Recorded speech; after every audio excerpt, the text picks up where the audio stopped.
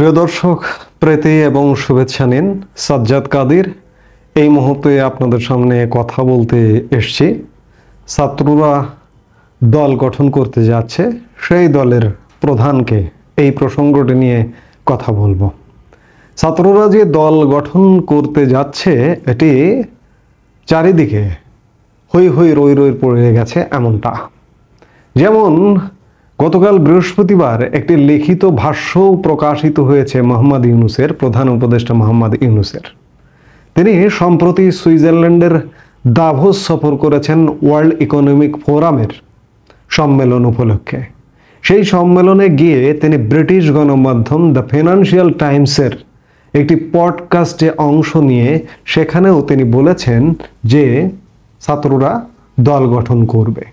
যে পডকাস্টের লিখিত ভার্সন প্রকাশিত হয়েছে গতকাল বৃহস্পতিবার, এবং গতকাল দিনভর একটি আলাপ ছিল যে উপদেষ্টা পরিষদ সদস্য, ছাত্র সমন্বয়ক নাহিদ ইসলাম এবং আসিফ মাহমুদ সজীব ভুইয়া পদত্যাগ করছেন।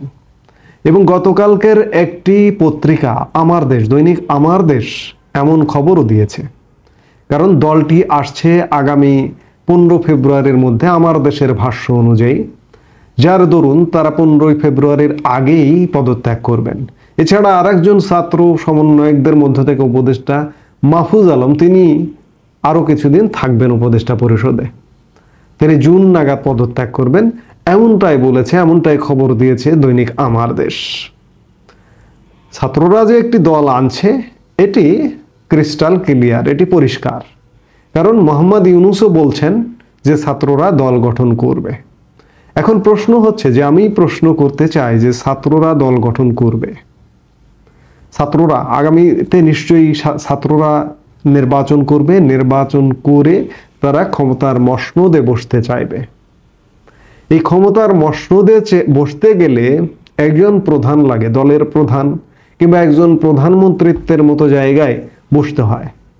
সেই প্রধানমন্ত্রিত্ব বা দলীয় প্রধান কে হতে যাচ্ছেন, এটি কি ছাত্ররাই হবে? কারণ তারা তো রাজনৈতিক দলের মূল উদ্দেশ্য কি?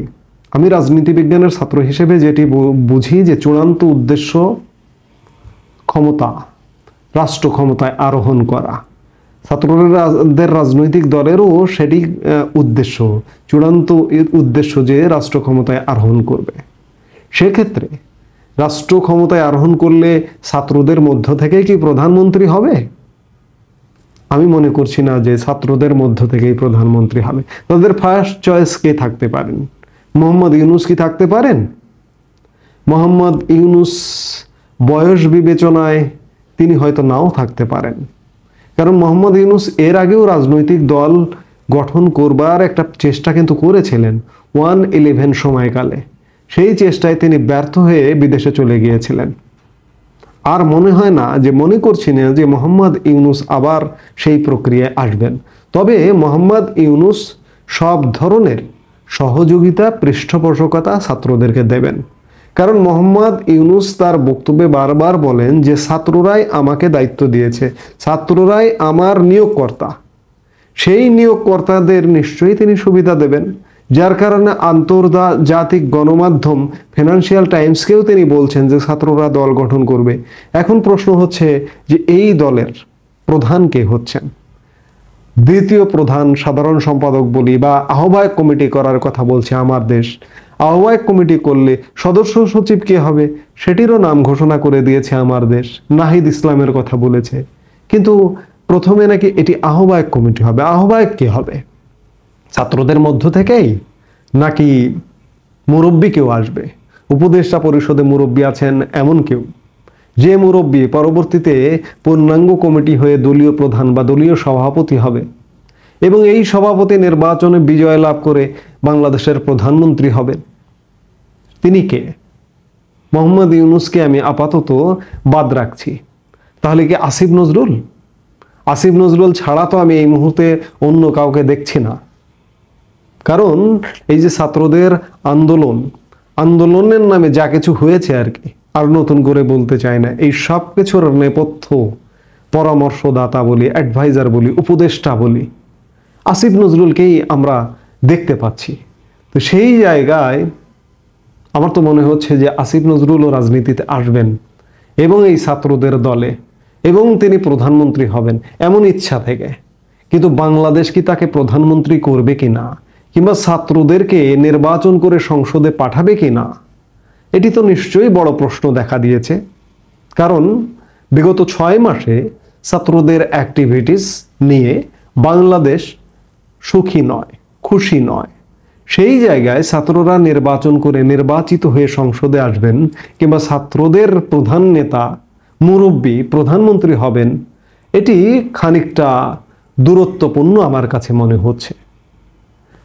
হতে পারেন বা হবার একটি প্রচেষ্টা চলবে, কারণ ইউনূস সরকার ক্ষমতায় থেকে যদি নির্বাচন হয়, হবার শতভাগ প্রচেষ্টা চলবে।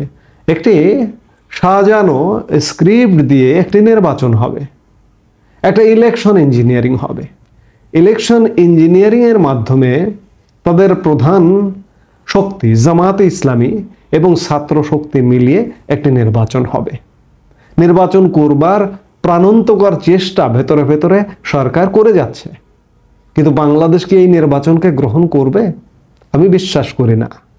তার আগে সেই নির্বাচন করা, কিংবা ছাত্ররা রাজনৈতিক দল আহ্বায়ক 15 ফেব্রুয়ারির মধ্যে আহ্বায়ক কমিটি আসছে, তারপরে পূর্ণাঙ্গ কমিটি, এগুলো দীর্ঘ সময়ের ব্যাপার।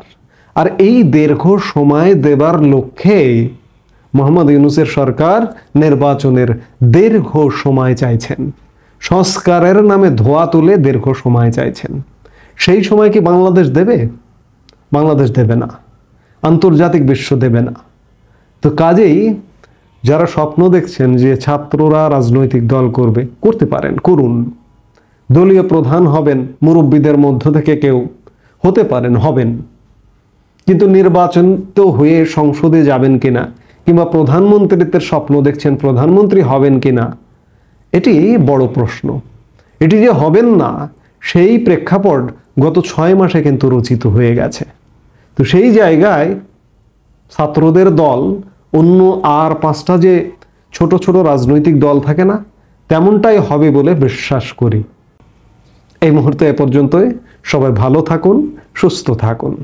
আমাদের ভিডিওগুলো নিয়মিত পেতে সাবস্ক্রাইব করুন Sajjad Kadir and the legends YouTube channel, এবং লাইক, কমেন্ট, শেয়ার করে সাথে থাকুন।